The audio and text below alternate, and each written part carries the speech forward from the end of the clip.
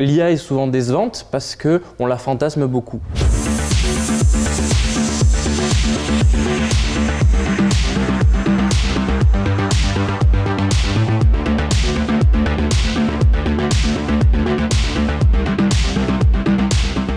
On s'attend à ce qu'elle ait des attributs comme les humains, et du coup quand on arrive sur la réalité qui est un peu plus simple, on est souvent déçu. Alors que ça fait le travail, mais ça fait un travail qui est moins fantasmatique, qui est moins rêveur que ce qu'on pourrait des fois voir à la télé. L'IA, c'est pas si différent de ce qu'on connaît dans les programmes normaux, c'est juste un degré de complexité qui est différent.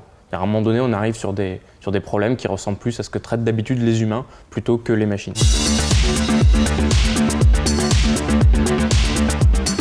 Le danger qu'on voit dans la science-fiction aujourd'hui principalement, c'est celui d'une IA qui prend le contrôle sur l'humain. Aujourd'hui, l'IA, elle n'a pas ça. Elle n'a pas d'instinct de survie, elle n'a pas de pensée propre, elle n'a pas toutes ces caractéristiques humaines qui font qu'on aurait peur d'elle. Par contre, tout simplement, dans sa forme la plus bête et la plus utile, il y a des choses à penser.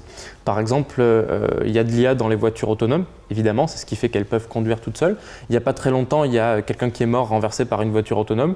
Là, on a une vraie question sur la responsabilité, sur la qualité des algorithmes qu'on met en place, des choses comme ça. La différence avec un conducteur humain, c'est que là, ça va être écrit noir sur blanc. C'est-à-dire que quelque part dans le code, il y aura écrit noir sur blanc la manière dont l'IA choisit de sauver une personne plutôt qu'une autre. Et ça, le fait de devoir écrire cette chose-là, c'est très très dur humainement. Et éthiquement, ça pose de nombreux problèmes.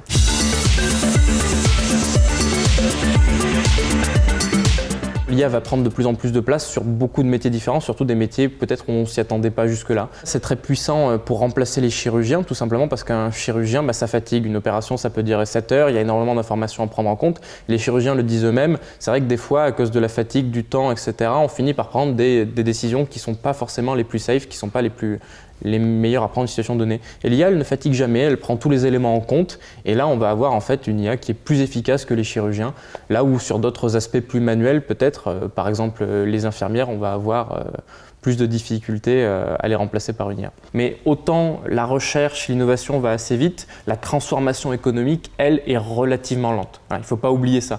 Le fait de changer complètement le rapport au travail, on n'y est pas de suite.